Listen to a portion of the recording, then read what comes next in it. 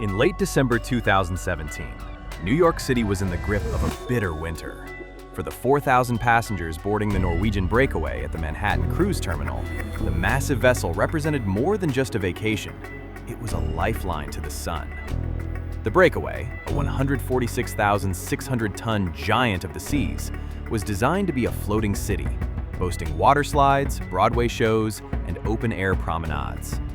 As it slipped out of the Hudson River, leaving the freezing skyline behind, guests anticipated turquoise waters and tropical breezes. None of them knew that their return journey would become one of the most infamous maritime weather incidents in modern cruising history: a direct collision with a meteorological monster known as a bomb cyclone. The itinerary was a classic winter escape route, a 7-day round trip from New York City to the Bahamas. The cruise liner departed from New York, USA, setting a course south for warmer latitudes. Its itinerary included stops in Port Canaveral, Florida, as well as Nassau and Great Stirrup Cay, Norwegian's private island in the Bahamas. On January 2, 2018, after a sun-soaked visit to Great Stirrup Cay, the ship began its northward journey back to New York. The atmosphere on board was celebratory. Families were enjoying the final days of the holiday season. However, far to the north, off the coast of the Carolinas and New England, a catastrophic weather event was forming. Meteorologists were tracking a rapid drop in atmospheric pressure, a phenomenon known as bombogenesis. This bomb cyclone, later named Winter Storm Grayson, was predicted to unleash hurricane-force winds and blizzard conditions across the East Coast. As the Breakaway charted its course home, a critical decision had to be made. Meteorological models clearly showed the massive storm sweeping up the Atlantic coast, directly in the ship's path. Other cruise lines, such as Royal Caribbean, opted to keep their ships in port or divert them further south to wait out the system. However, the Norwegian Breakaway continued north. Critics later argued that the decision was driven by the tight schedule. The ship was due back in New York on Friday, January 5th, to offload thousands of passengers and immediately board thousands more for a 14-day cruise that same afternoon. A delay would have caused a massive logistical nightmare and significant financial loss for the cruise line. The captain, aiming to thread the needle between the storm front and the coast, pressed on. Into the heart of Grayson. On January 3rd and 4th, the Norwegian Breakaway sailed directly into the teeth of the bomb cyclone. The transition from rough seas to a full-blown maritime nightmare was swift. The ocean transformed into a chaotic churn of freezing black water. Swells rose to heights of 30 to 40 feet, approximately 9 to 12 meters, dwarfing the lower decks. The winds screamed at nearly 100 miles per hour. The temperatures plummeted, causing sea spray to freeze instantly upon contact with the ship's hull and railings. For the passengers, the experience was terrifying. The massive vessel, usually stable, began to tilt heavily.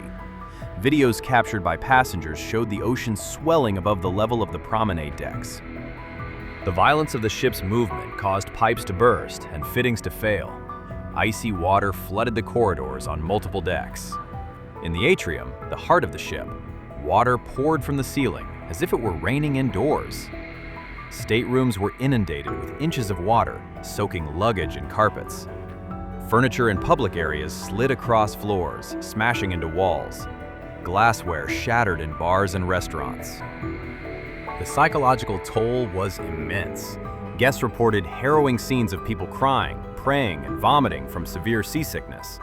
Many abandoned their cabins, fearing they would be trapped if the ship capsized, and instead slept in the hallways or the atrium wearing life jackets. The mood was one of helplessness.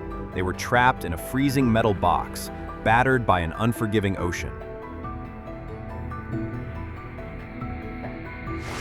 When the Norwegian Breakaway finally limped into New York Harbor on January 5th, it looked like a ghost ship.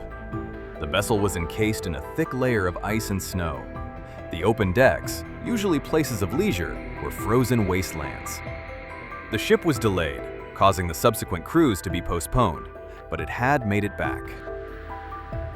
There were no reports of life-threatening physical injuries, though many passengers suffered minor trauma from falls due to the ship's lurching. Hundreds of passengers reported severe emotional distress, with some describing it as the most terrifying experience of their lives, believing the ship was going to sink.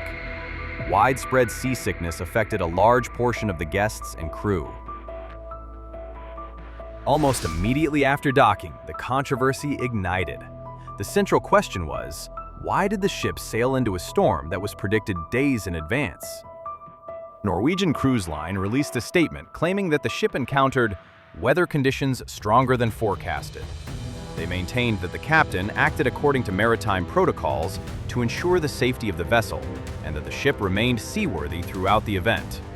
They positioned the incident as an unfortunate encounter with unpredictable Mother Nature. This defense was immediately attacked by the meteorological community.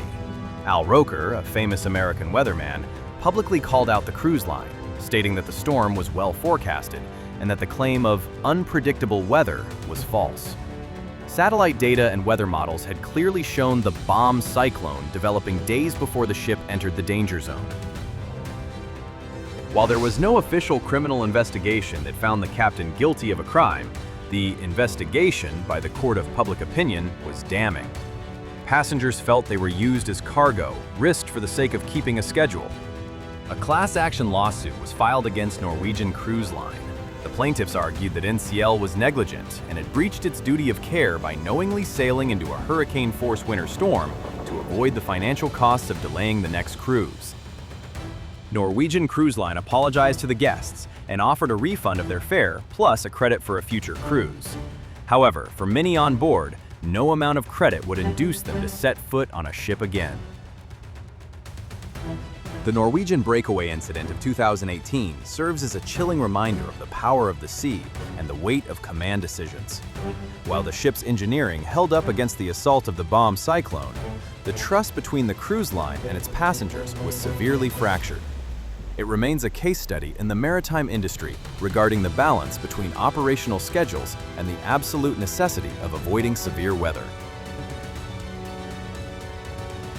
The Norwegian Breakaway is a major cruise ship owned by Norwegian Cruise Line, NCL. Launched in 2013, it is the lead vessel of the Breakaway class and was originally designed to pay homage to New York City, featuring distinctive hull art by pop icon Peter Max. A pioneering quarter-mile oceanfront promenade that allows guests to dine and drink outdoors, connecting them directly with the sea. Adheres to NCL's signature concept, offering no fixed dining times, no assigned seating, and a relaxed dress code. Known for high-quality Broadway-style productions, such as Burn the Floor and Six, and a vibrant nightlife scene at 678 Ocean Place. Features a massive aqua park with distinct slides, including the free fall, and a 3-story sports complex containing one of the largest ropes courses at sea. The ship is ideal for families, active travelers, and multi-generational groups looking for a high-energy, resort-style vacation with a wide variety of dining and entertainment options. The ship features a gross tonnage of approximately 145,655 GT and a length of 1,068 feet, or 326 meters, with a guest capacity of 3,963 at double occupancy, and a crew of about 1,650.